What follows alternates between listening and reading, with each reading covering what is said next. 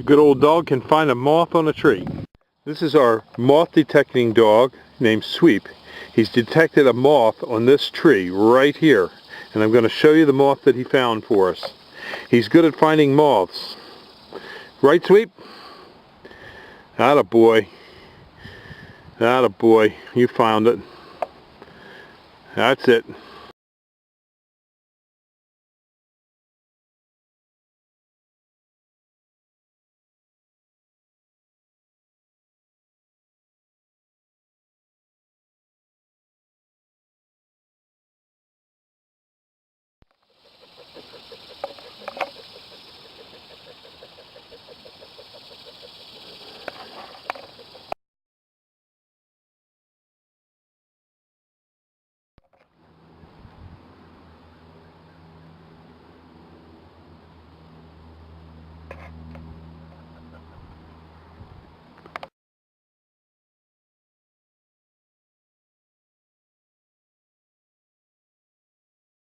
We trained this dog to find moths and such critters as bagworms on our trees in our nursery, so that we can find small bagworms or large bagworms, and he can find all kinds of bugs as well.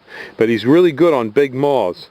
But we tried to train him on bagworms, but we found that this dog is exceptionally good at finding bagworms and moths. And so here he is doing his duty. Thank you very much, Sweep.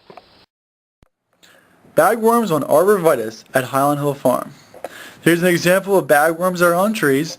You can tell they're bagworms because they are little round cylinder guys that are crawling around on the tree. They usually have a bag over the worm so you can't see the worm itself.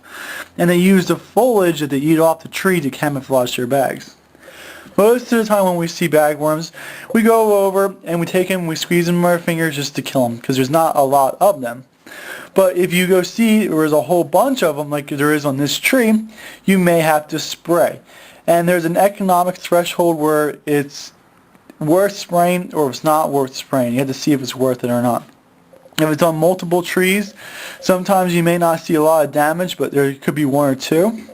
So what we do is we spray them and then we take a sample to see how many of them have died in the sample. Now when you take the sample, you can't squish them in your fingers because that wouldn't make the sample right. So you take a whole bunch of bagworms that you have not squished, that have just been sprayed, and see how effective this spray has been. Now this has been sprayed 3 days ago, so the sample that we've got is about 20 bagworms there, maybe give or take a couple of them. And we line them up all in rows kind of so we can see which ones are going to move or not. After we line them up, we let them go for a little bit and see how many of them are still alive. Now just because it's still alive after being sprayed for 3 days doesn't mean that it's dead. It could mean that it's sick, it could mean that the poison hasn't taken effect yet. It is always better to spray a bagworm when it's young. The smaller the bagworm is, the more often it has to eat in order to grow.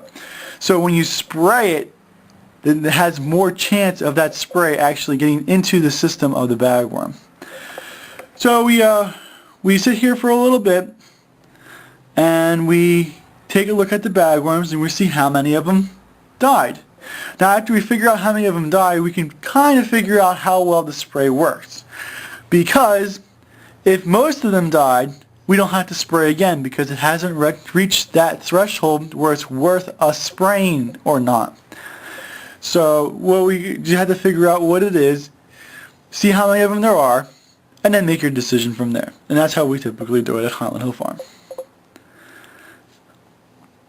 So you can see we have maybe 2 or 3 left alive there. So we'll have to take a sample again a little later and see what we must do. Thank you.